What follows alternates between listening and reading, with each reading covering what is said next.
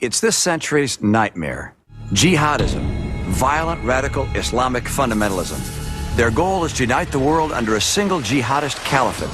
To do that, they must collapse freedom-loving nations like us. As president, I'll strengthen our intelligence services, increase our military by at least 100,000, and monitor the calls Al-Qaeda makes into America. And we can and will stop Iran from acquiring nuclear weapons. I'm Mitt Romney, and I approve this message.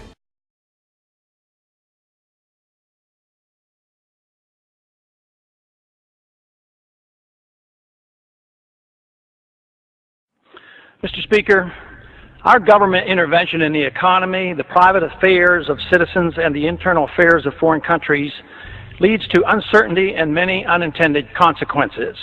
Here are some of the consequences about which we should be concerned.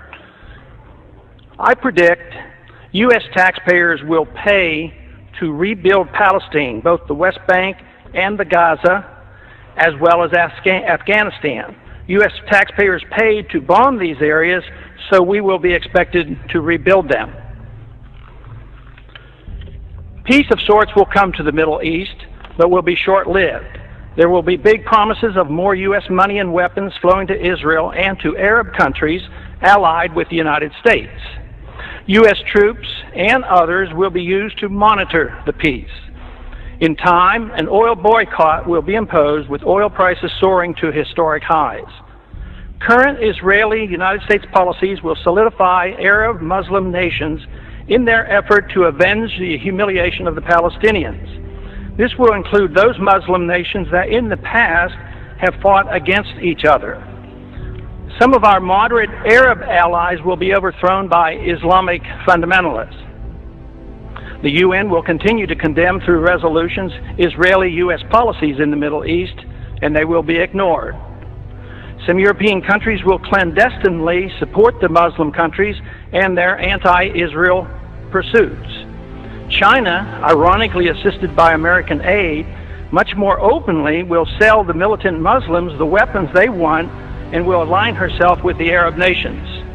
The United States, with Tony Blair as head cheerleader, will attack Iraq without proper authority, and a major war, the largest since World War II, will result. Major moves will be made by China, India, Russia, and Pakistan in Central Asia to take advantage of the chaos for the purpose of grabbing land, resources, and strategic advantages sought after for years. The Karzai government will fail, and U.S. military presence will end in Afghanistan. An international dollar crisis will dramatically boost interest rates in the United States. Price inflation with a major economic downturn will decimate U.S. federal government finances and exploding deficits and uncontrolled spending. Federal Reserve policy will continue at an expanding rate with massive credit expansion, which will make the dollar crisis worse. Gold will be seen as an alternative to paper money as it returns to its historic role as money. Erosion of civil liberties here at home will continue as our government responds to political fear in dealing with the terrorist threat by making generous use of the powers obtained with the Patriot Act. Many American military personnel and civilians will be killed in the coming conflict. The leaders of whichever side loses the war will be hauled into and tried before the International Criminal Court for war crimes. The United States will lose the war, but neither will we win. Our military and political leaders will not be tried by the International Criminal Court. The Congress and the President will shift radically toward expanding the size and scope of the federal government. This will satisfy both the liberals and the conservatives.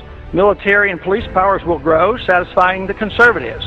The welfare state, both domestic and international, will expand, satisfying the liberals. Both sides will endorse military adventurism overseas. This is the most important of my predictions.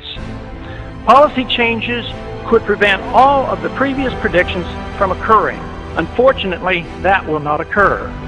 In due course, the Constitution will continue to be steadily undermined and the American Republic further weakened. During the next decade, the American people will become poorer and less free, while they become more dependent on the government for economic security.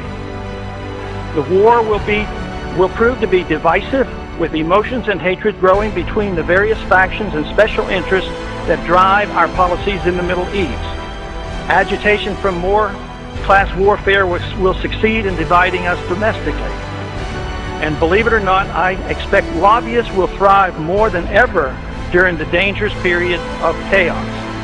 I have no timetable for these predictions, but just in case, keep them around and look at them in 5 to 10 years.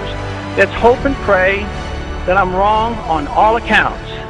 If so, I will be very pleased. Gentleman has expired.